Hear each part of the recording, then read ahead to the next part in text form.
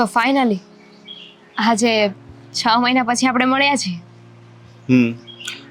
હું પણ એ જ વિચારું છું કે એક સમય હતો કે આપણે લગભગ દરરોજ મળતા અને જો 2 દિવસ ન મળીએ તો ચેન નહોતું પડતું.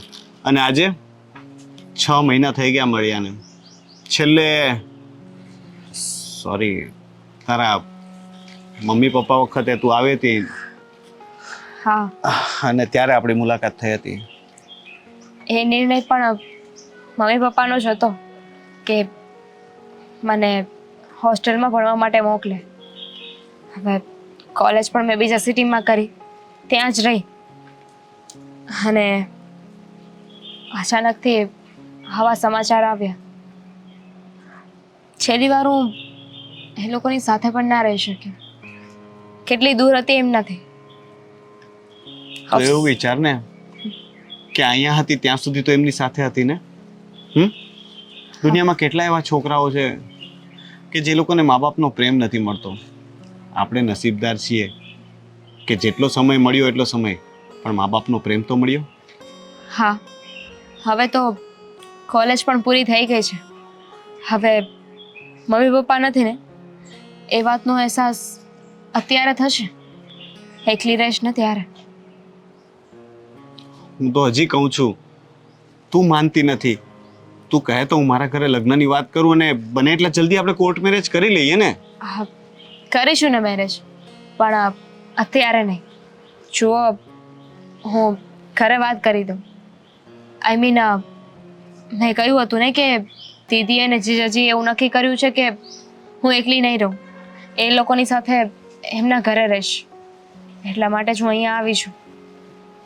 અને જો એમની સાથે રહેતી હોય તો પછી એમને પૂછ્યા વગર હું નિર્ણય ના લઈ શકું ને. હું પૂછ્યા વગર નથી કહેતો. હું એ જ કહું છું કે આપણે ફટાફટ વાત કરીએ, થોડી ઉતાવળ કરીએ. કારણ કે આની પહેલા પણ જ્યારે આપણે નક્કી કર્યું કે ઘરમાં વાત કરીએ એ સમયમાં જ તારા મમ્મી પપ્પા ચાલ્યા ગયા અને આપણી વાત અધૂરી રહી ગઈ. પણ વાત કરવામાં વાંધો એ છે કે હવે હું ત્યાં શિફ્ટ થઈશ અને જતાના વેત થોડા સમયમાં જો હું આ વાત કરી દઈશ ને તો એમને એવું લાગશે કે હું સમજી શકો છો ને કે હું સમજુ છું કે થોડું ઓકવર્ડ તને લાગશે, પણ આ તો મને એવું લાગ્યું કે તને એકલતા ન લાગે એના માટે કહું છું. બાકી બહેનના ઘરે છો એટલે સારું જ છે. મારા ખ્યાલથી તો તને ત્યાં ફાવશે જ. આ તો કદાચ એવું બને કે મારા વગર તને ન ગમતું હોય અને તું એકલી રાતના રડે અને મને ફોન કરે તો હું આવી ન શકું ને. જેમ હું હોસ્ટેલમાં ક્યારેક આવી શકતો હતો નીચે મળવા માટે. બટ ડોન્ટ વરી મિસ્ટર, હવે તો તમે આવી શકશો ને, કારણ કે હું અહીંયા રહેવા આવી ગઈ છું પરમનન્ટ. અને તમે તો રહ્યા આજ શહેરના, તો પછી શું વાંધો હોય? હા, એ પણ છે. હવે તો તમે આ જ શહેરમાં છો તો ગમે ત્યારે અડધી રાતે પણ ફોન કરીને બોલાવી શકો ને મને. પણ એવું કરીશ નહીં ને હું, કારણ કે અરે કામ હોય તો કહું છું યાર. તારું મગજ છે ને. મારું મગજ સારું જ છે, મને ખબર છે. સારું જ છે. અડધી રાતે છે ને ફોન કરીને એવું કહેશે કે અત્યારે મારે ચાઇનીઝ ખાવા જવું છે. ખોટી વાત. હું ચાનું જ કહીશ. અડધી રાત્રે મને ચાની યાદ આવે, ચાઇનીઝની નહીં.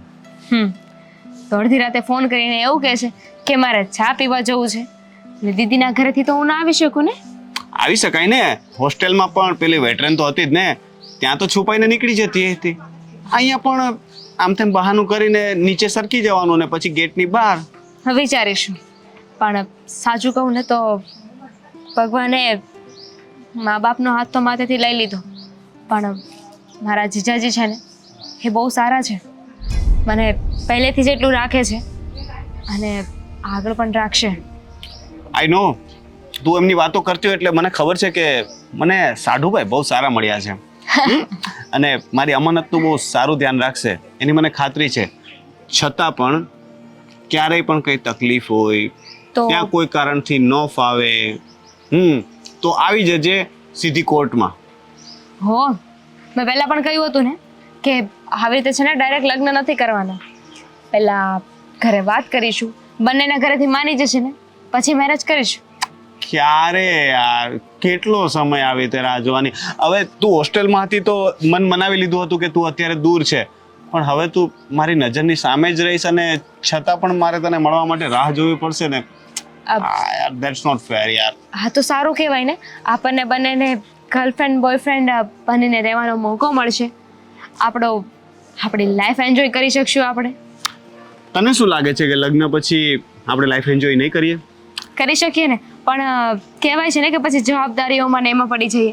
પણ આ જે સમય હોય ને એ બહુ કિંમતી હોય છે. ટ્રસ્ટ મી, આપણે આજીવન આવી રીતે જ રહેશું. I know, I trust you and I love you. And I love you too. 3 4. બસ હવે ઘણું થઈ જશે. લો, હું તો એમ કહેવાની હતી કે I love you more and more. I love you more +1. Okay, તો આઈ લવ યુ ઇન્ફિનિટી.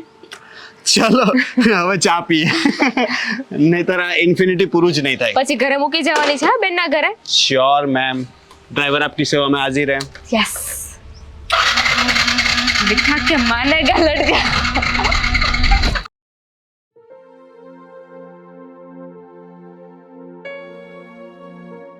ક્યારે આવશે આ છોકરી? ક્યારની રાહ જોઈને બેઠી છું.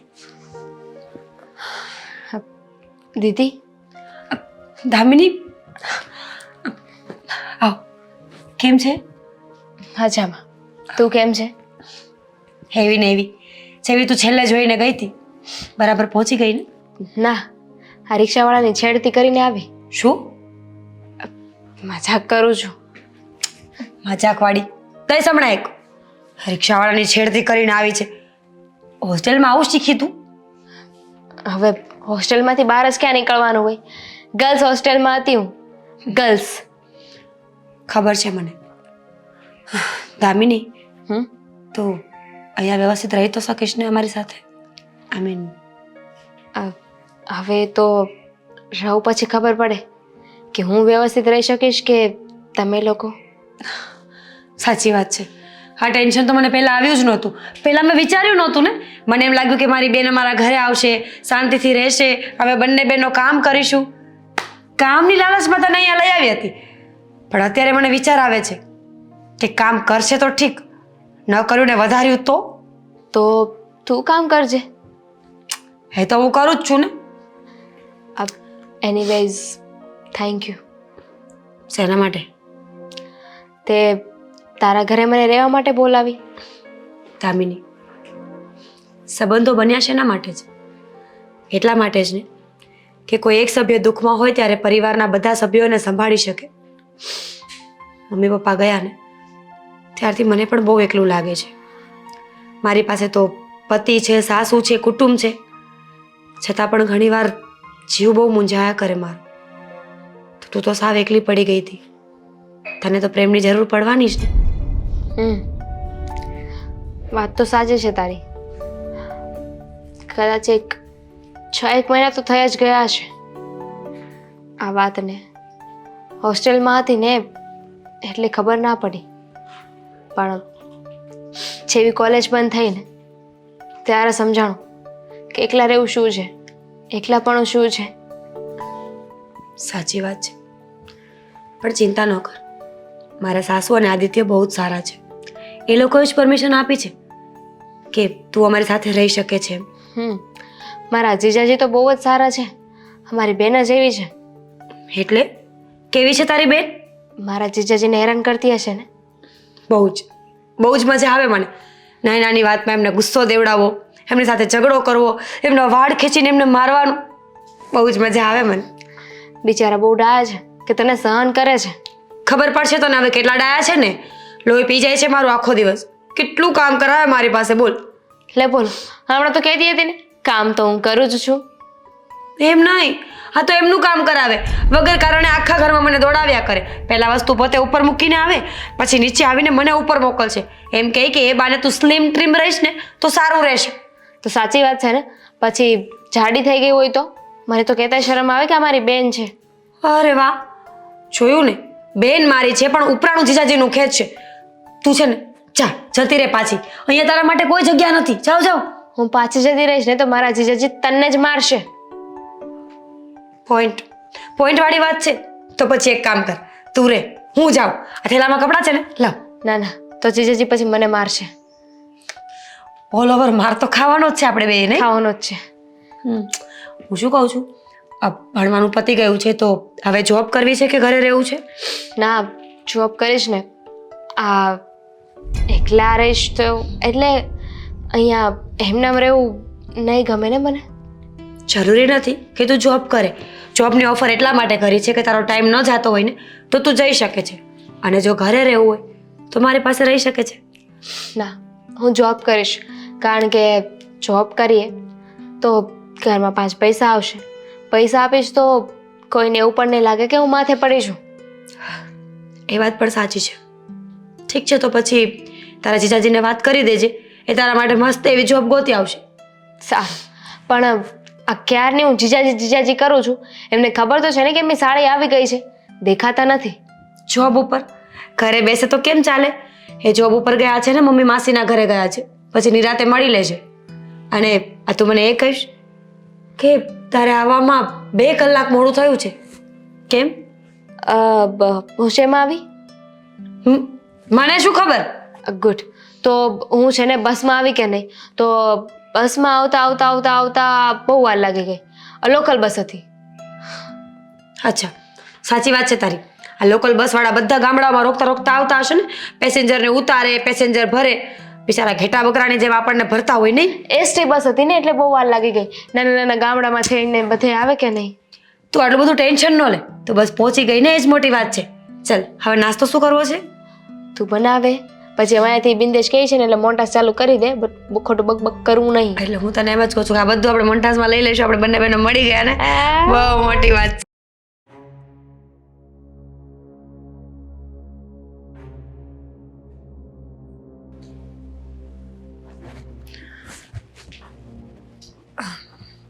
આદિ, તમે આજે બહાર જવાના છો? હા, હમણાં જાવ જ છું. ક્યારે? હમણાં જાવ જ છું. બોલ ને, શું કામ છે તારે? શું લેવા જાવ છો? એમ જ આટો મારવા માટે. તમારે આટો મારીને ક્યાં અરે જાવ? મારે ઓફિસનું કામ છે. તમે પેલા ગેમ રમી લો ને, પછી આપણે વાત કરીશું. અરે ગેમ ક્યાં રમું છું? જો ને, આ ઇમ્પોર્ટન્ટ ફાઇલને એક બાજુથી બીજી બાજુ ટ્રાન્સફર કરું છું. વાવ. અરે લે, આ ગેમ ક્યાંથી ખુલી ગઈ? સોરી. હા, વાંધો નહીં. જુઠ્ઠું બોલવામાં તો ક્યાં તમને કોઈ પહોંચે એમ જ છે. જુઠ્ઠું તો બોલ્યો પણ પકડાઈ ગયો. કહેવાય છે ને, ચોરી કરવી એ ગુનો નથી, પકડાઈ જવું ને એ ગુનો છે. તો સજા આપશો? હા, સજા મળશે. ના, હવે સજા આપીશ તો ફાંસીની નહીં. હું શું કહું છું, આ તમે બહાર જાઓ ને તો તારા દામિની સાથે આવું છે. મને ખબર જ હતી કે તું સાથે આવવા માટે કહીશ, પણ હું તને નહીં લઈ જાઉં. કેમ? કેમ શું? હું મારા કામથી જાઉં છું, ત્યાં તને સાથે થોડો લઈ જઈ શકું. તમારે એવું તો શું કામ છે જે હું સાથે ના આવી શકું? એવું કામ હોય જ ને. કેમ? મારા ફ્રેન્ડ્સ મારી રાહ જોતા હશે. ફ્રેન્ડ્સ કે પછી ગર્લ ફ્રેન્ડ્સ? ઓહ, બકવાસ નહીં કર. ફક્ત તું જ છે મારી જીવન સાથીની, હાથીની, એટલે સાથીની. હા, તમને હાથી જેવી દેખાવ છું? હા, પણ સાથીની અને હાથીની બંને મિક્સ થઈ ગયું તો થાય તો એક જ ને. એવું બોલો છો તમે. કોઈ વાતને સિરિયસ તો ક્યારેય લેવાની જ નહીં ને.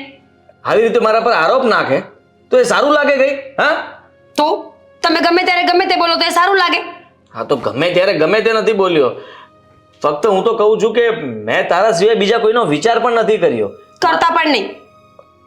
કર્યો જ નથી અને કરવા માંગતો પણ નથી. ગુડ. વિચાર આવશે ને તે દિવસે મારી નાખીશ.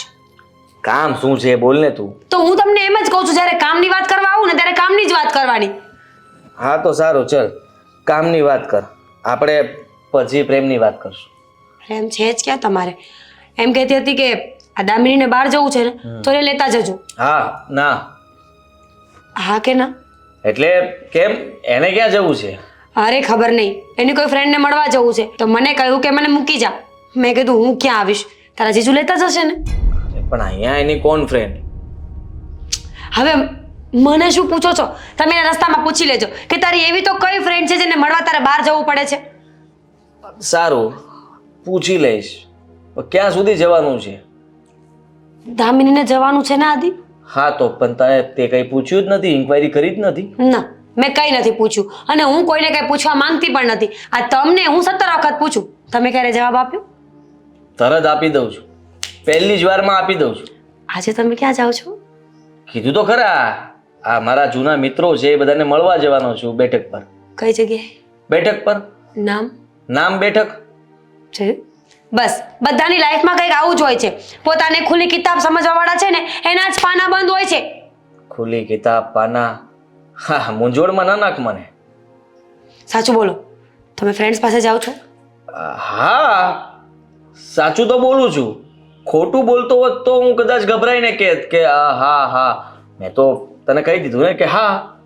વાંધો નહીં, તમે દામિનીને સાથે લઈને જજો. પહેલા તમારા ફ્રેન્ડ્સને મળી લેજો, પછી એની ફ્રેન્ડને એને મળવા મૂકીને ઘરે આવતા રહેજો. આભાર તમારો. હા, વાંધો નહીં. ઘૂર નહીં હવે ફોનમાં. ગેમ જોઉં છું તમારી. કેમ, મને રમવા દો ને. હા, લેટ થાય છે મારે. સિરિયસલી, ફોનમાં તો એવું શું હોય છે કે અડવા જ નહીં દેવાનો? અરે દામિનીને ભૂલી ગયા તમે. દામિનીને ભૂલી ગયા?